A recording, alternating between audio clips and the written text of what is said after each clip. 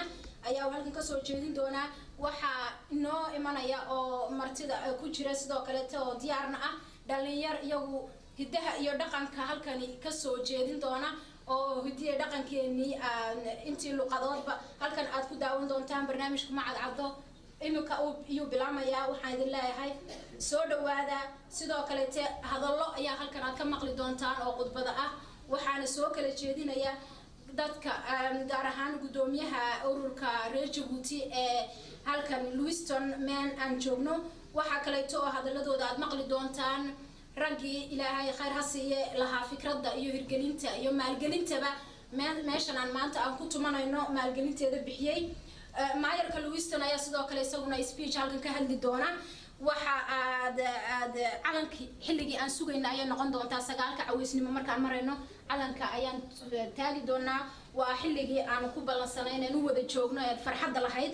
waxa kale oo inoo xigi doona oo idin qariyay waxa joogta fanaanad weyn deeqa Ahmed Geyd ayaa inoo timiday Canada inooga timiday halkan tiri maanta reer Maine baan la caawinayaa oo inoo timi waxay tiri deeqa waxay tiri sanadkan kama harayo maadaama xafladu tahay xaflad ballaaran waan joogaa waan caweynaynaa waan naga daalinay leedahay deeqana waa inoo diyaar marka barnaamijku ilaa kowda habeenimo ayaa u socon doona barnaamijkan waa barnaamij aad u ballaaran waana kii ugu horeeyay sidiisa oo kale tahay Lewiston lagu qabto waxaan idin leenahay mar labaad iyo mar saddexaad ba ciid wanaagsan waxaan halkan ugu yeedhayaa Yusuf Ali oo ayada Qur'aan ah barnaamijka inoogu furi doona Yusuf welcome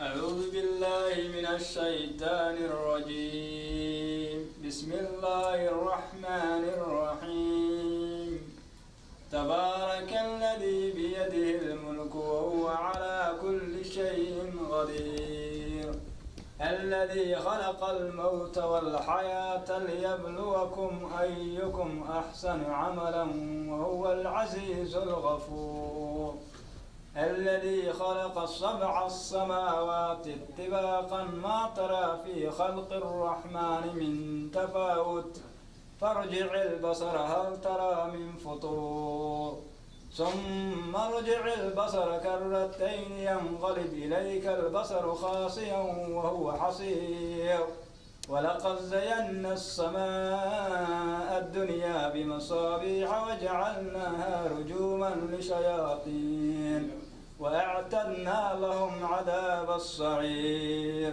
صدق الله العظيم صدق الله العظيم الله نقول في آياتها قرآنك هذا ولكن محمد حرسي سو waxa uu ku hadli doonaa luqadda labaad ee dalka Jamhuuriyadda Djibouti waa luqadda afka Afriga waxaana uu ku sheegi doonaa intii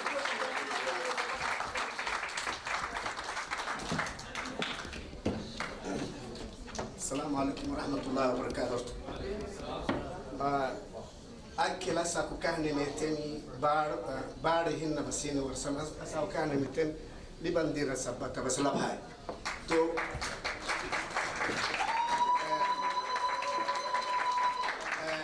تبتنا بنسين ورسم يعني عندك سوي وعدي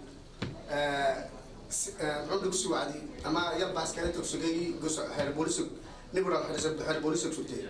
تو عادي وبندير بيكسبون ساكو إنيو دفام غيرك سوتي أما قصوك إبا غيرك سوتي إلا ما وكل إلا غيرو إبا غيرو عادي تو ساكو سينام أسالا ربك سوتي سينام وياك سوتي تو عادي بدل جهو عادي يبقى كاي سير سوتي بابا سينام أكاك سينام وياك سوتي أكاك سينام أسالا سوتي تو ما تيجي يسوي تو عادي تو ساكو يبقى تنبه عادي يو تنبه عادي عادي يو يسوي تو أدرسين كادو سندايلو بريسان تايسي كلهني أبن دير السبت سنان الدرابتي عمل الدرابتي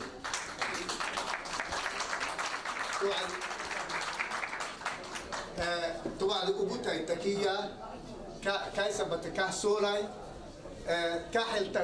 الدنيا كحلتك متى ما جينا تو علي أنا هاي سينك يا إنكي أنا هاي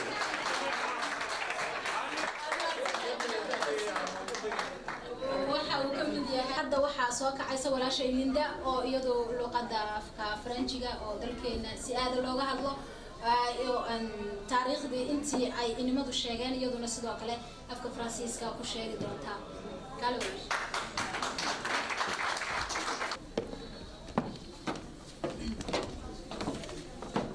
Good evening, ladies and gentlemen. Bonsoir, mesdames et messieurs, les honorables invités, chers compatriotes. On va un peu parler de la vie de Djibouti à l'époque de la colonie française. La France a mis en place la colonie de la côte française de Somalie sur le golfe d'Aden en 1888 pour soutenir sa station en charbon à Obok.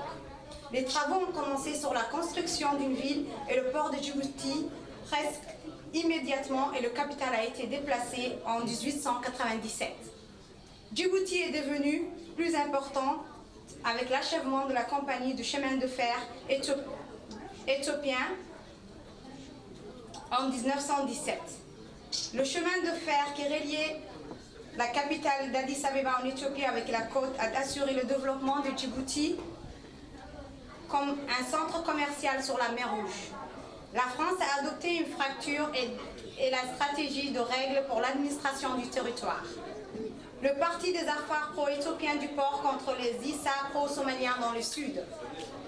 Il était réticent à céder le pouvoir à l'être de nationalisme africain à des mouvements d'indépendance en raison de l'importance économique et stratégique de la colonie. En 1956, suite à la promulgation de la loi cadre en France, côte française de Somalie est devenue un territoire d'outre-mer. La perspective horrifiait les Français et ils ont donné leur plein appui à Goulet. Le parti de Goulet a remporté le référendum en 1958 grâce à l'effort combiné de pro-français des affaires et des colonies françaises résidentes. Côte française de Somalie avait voté pour rester un territoire d'outre-mer.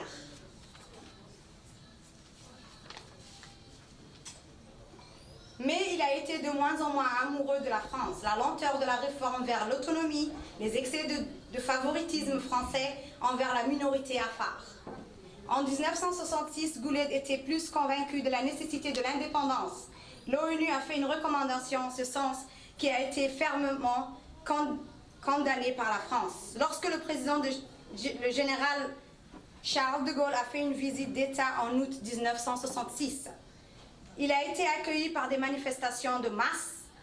Le mois suivant, un gouverneur français nouvellement nommé pour la colonie, Louis-Joseph-Édouard Sagette, a annoncé un autre référendum. En mars 1967, Goulet a voté pour l'indépendance nationale. Mais 60% des électeurs ont voté pour rester un territoire d'outre-mer française. Une fois de plus, il y avait des troubles civils dans une tentative pour apaiser les gens. La Somalie française a été rebaptisée et le territoire français des Afars et des Issa. Le gouverneur Louis Saget a reçu nouveau titre de haut commissaire et le conseil exécutif a été rebaptisé conseil de gouvernement. La colonie était encore gouvernée par le pro-français Afar et le 17 novembre 1968, élections pour le conseil de gouvernement ont remporté une victoire décisive par Aref Ali Burhan, Rassemblement démocrate Afar. Pour en conclure, en mai 1977, un troisième référendum a eu lieu. Goulet et le Ligue populaire africaine Indépendance ont extrêmement réussi 99% de vote. Dans les élections qui ont suivi, a remporté une majorité et Goulet a été nommé Premier ministre. L'indépendance a été accordée le 27 juin 1977. Le pays est devenu la République de Djibouti. Et Hassan Goulet Abtidon a été nommé président de la République de Djibouti. Merci. waad mahadsantahay Linda, waad mahadsantahay. Waxaan u maleynayaa dadka halkan jooga dhammaantood inta ugu badan inay ku fahmeen because afkaad ku hadlayso af ay soo wada dhigteen. Martida maanta joogtana waxaan u haynaa Faiza Maxamuud oo iyadu luqadda Ingiriiska ugu sheegi doonta martida inala joogta iyo caruurta yaryarka ee aanan fahmayn luqadda Soomaaliga iyo Afka.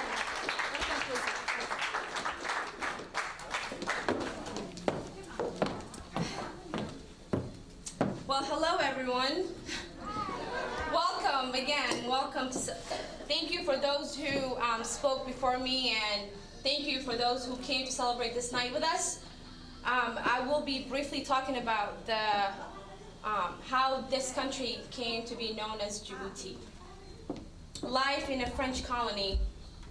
France had set up the colony of French Somaliland on the Gulf of Aden in 1888 to support its coaling station at Obok, which is a small town in Djibouti. Work began on the construction of a town and port at Djibouti almost immediately, and the capital was moved to Djibouti in 1897. Djibouti became more important with the completion of the French-Ethiopian Railway Company in 1917. The railway, which connected Ethiopia's capital Addis Ababa with the coast, ensuring Djibouti's development as a trading center on the Red Sea.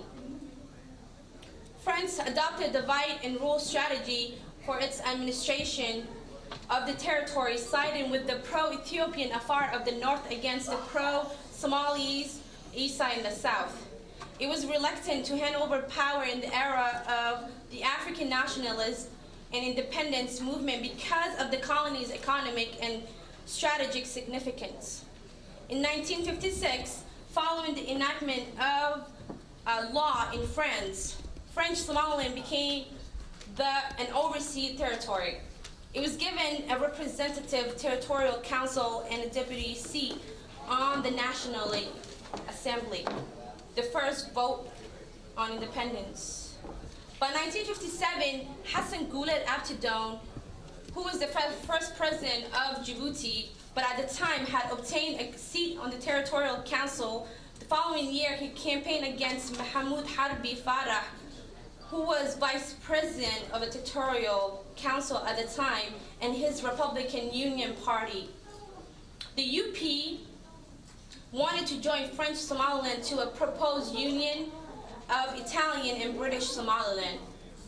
The United Republic of Somalia was ultimately created out of the former colonies of Italian and British Somaliland in 1960.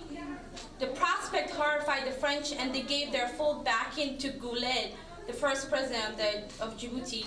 Guled's party won the 1958 vote through the combined effort of pro-French, Afar, and the French resident in Djibouti at the time. French Somaliland had voted to remain an overseas territory, the opposing call for independence from France, having gained only 25% of the vote. Mahmoud Harbi Farah, who was the vice president of the territorial council at the time, party collapsed, and a new independence party that were called the Front of the Liberation of the Somali Coast joined forces with what remained of the UP, the Republican Union, to protest, but the demonstration turned violent. Fresh election of the territorial council were called, and on November 23, 1958, Guled party took control away from Harbi. Hassan Guled Abtidon became the council vice president. Harbi's party was banned, and Harbi's was exiled to Cairo. The vice presidency of the territorial council passed to Ahmed Dini in April 1959 when Hassan Guled Abtidon was voted as the colony representative in the National Assembly. Guled remained a deputy until 1967. During his time in the National Assembly, Guled proved to be a firm supporter of Charles de Gaulle, who had become the president of France on January 8, 1959. Although he was passionate about local autonomy for French Somaliland, he continued to publicly avoid support for independence. The second vote on independence began right after. In 1963, Guled was given the post of Minister for Education by Ali Burham, who had become vice president of the Territorial Council in 1963. But he was becoming less and more of France, the slow pace of reform towards autonomy, and the excess of French favoritism towards the Afar minority.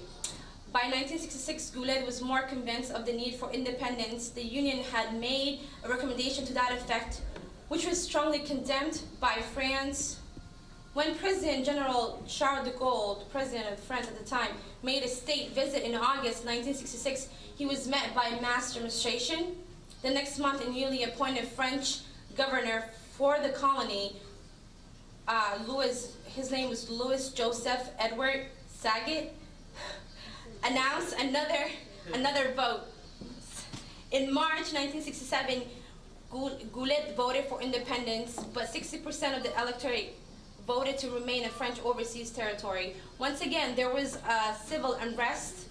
In an attempt to placate the people, French Somaliland was renamed the French territory of Afar and Isa. Governor Louis Saget was given new title of High Commissioner, and the Executive Council was renamed the Council for Government and reduced to only 9 members. The colony was still being ruled by the pro-French Afar, and on November 17, 1968, election of the Council of Government were decisively won by Aref Burhan.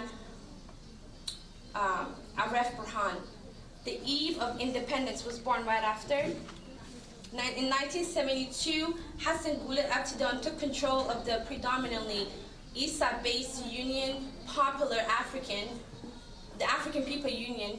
3 years later, sensing a change in France's opinion on independence under its new president, Valéry Giscard d'Estaing, it's a French name, Goulet joined the UPA with Ahmed Dini's predominantly Afar League for the Future in order to create the League Popular African for Independence. It was the territory's first multi-ethnic party and one which could potentially combine the voting power of both the Afar and Isa on the issue of reform and independence for Djibouti. In 1976, France relaxed the requirement for citizenship in the territory, and the number of Isa voters increased. In May 1977, a third vote was held. Goulet campaigned for independence, and they were overwhelmingly successful, 99% of the vote. In election that followed, his group won a majority, and Goulet was named prime minister. Independence was granted on June 27, 1977. The country became known as the Republic of Djibouti, and Hassan Goulet Abtidon was appointed, which is the main reason why we're here today, to celebrate our independence of our beloved country. Thank you. mahadsanid waxa ay ahayd Faiza Maxamuud hooyadu luqadda Ingiriiska inoogu soo koobtay taariikhdii dalkeena Jamhuuriyadda Djibouti wixii ka horeeyay 77kii inkasta oo aad isleedihiin ciyaarihii heesihii waxa soo dhan way noo dambeeyaan waxa inoo xiga oo soo qabanaya walaalkay Yuusuf Cali oo isagu ma tix gobaya halkan inooga jeedin doona waxaana tixdaasi ku saabsan tahay عوالو علن كيغو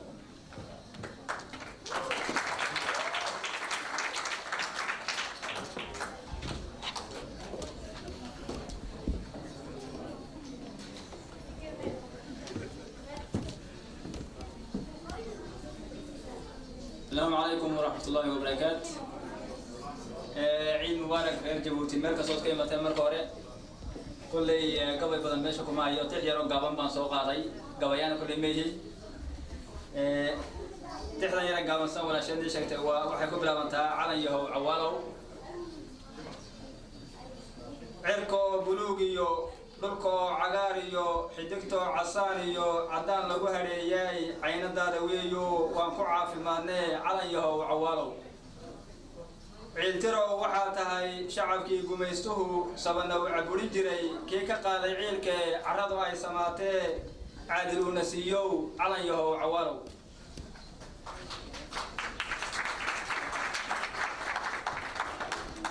سان عداليه شلي عيدو يهيستي عرددي دلكينيو عوردها دبايي عروس iyo ciyaartii caashiqiiba guurey على يهو عوالو نبض لغو عياريو عيشكو لعنيو عانو لعقيو عليسكي لقاديو عاونا سيداي تهي وعلي مساركا على يهو عوالو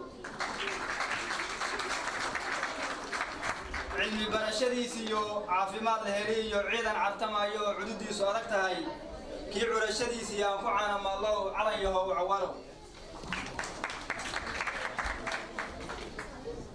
عالم كادمانتي عام بانكا هايو والي عيسية علادان فوقية نمدان فعام بحي عوادا دوية عليه وعواله عليه سيدي دبا عيار كمانت إمانو waxaa caynta ku galay oo cadawga ka riday geesiyaal cartamayo ciil seexan waaye calayo cawaalo cillay ku galeeno caleentay cuneeno calooshay xidheeno caatay ku noqdeeno cimrigood intuu jiray raaxo way ka caageen calayo cawaalo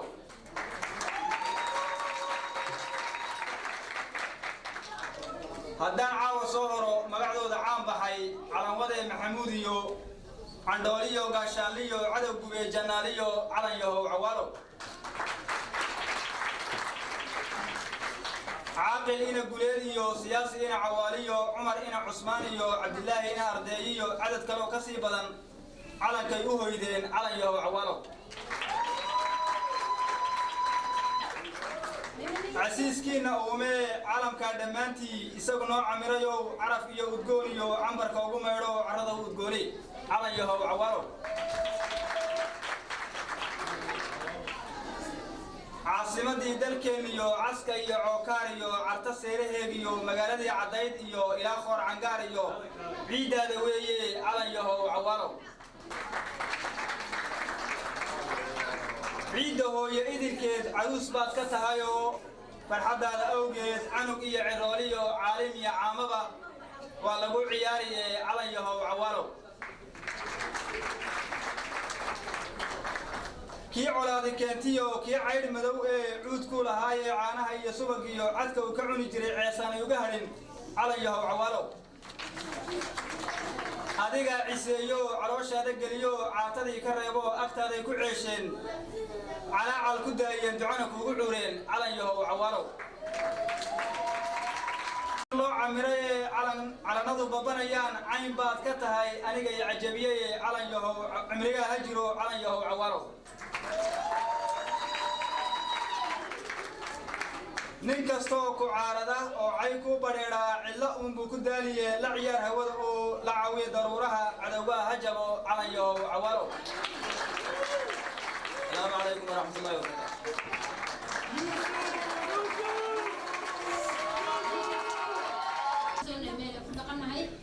وجماعة عبد الله عينان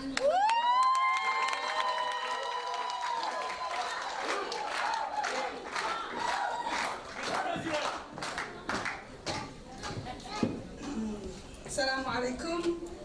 waxaan aad u salaamayaa madaxda gobolka Lewiston ee noo martiya caawa marti sharafeedna waxaan u maleeyaa intaas caawa inaad xasuus badan inoo noqon doonto xasan telefoonadana suuraad ku reeban doontiin de soo dhawaada xaflad wanaagsan aniga leeyahay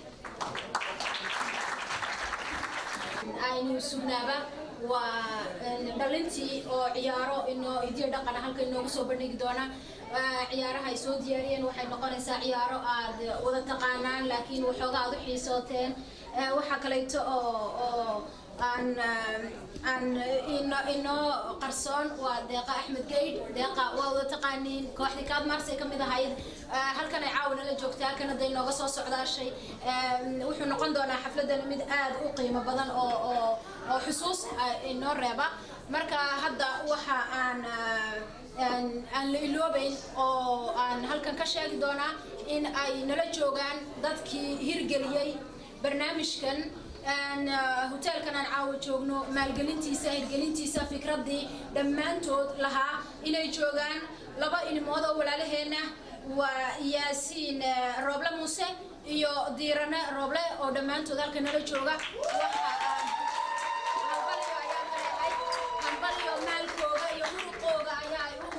برنامج كانوا هو نقطة في قرح بدن هذا واحد كسر دوينا يا ياسين روبلا موسى أو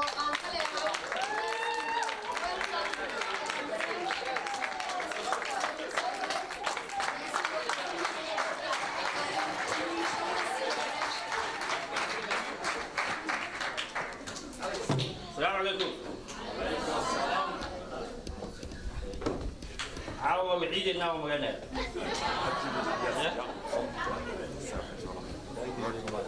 Félicitations. هي waxaan halkan ku faraxsanahay anigu saaga isku buugin dhammaan kulay dad badan naga maqayeen waxaan ilaahay hambalyo ciid wanaagsan sanad guga wanaagsan marka waxaan sugaynaa insha Allah sanadiisa ilaahay ugu simo ninkii nooga ilaahay ninkii nooga ilaahay u gaarsiiyo xalankan marka ilaahay noo adkeeyo wadankeena ha jigo إن شاء الله كل قعدتها صلها سنة.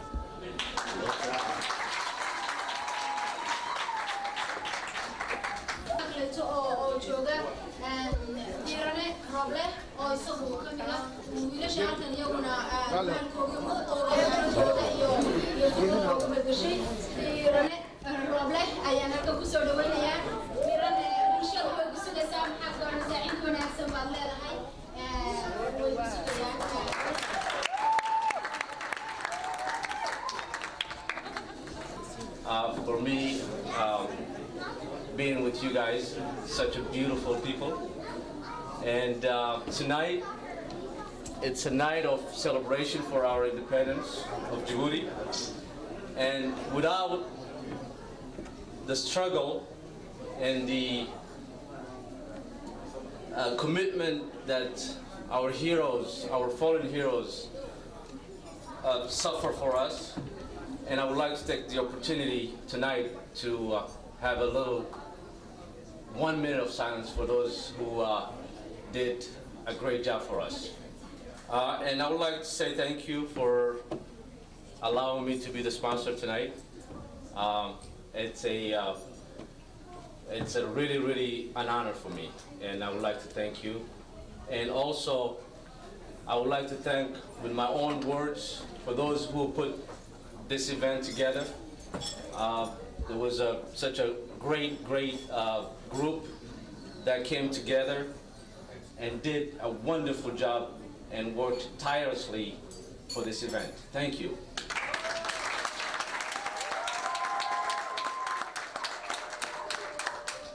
With that in mind, let's have fun. Bonsoir, mes amis. Est-ce qu'on parle français ou anglais?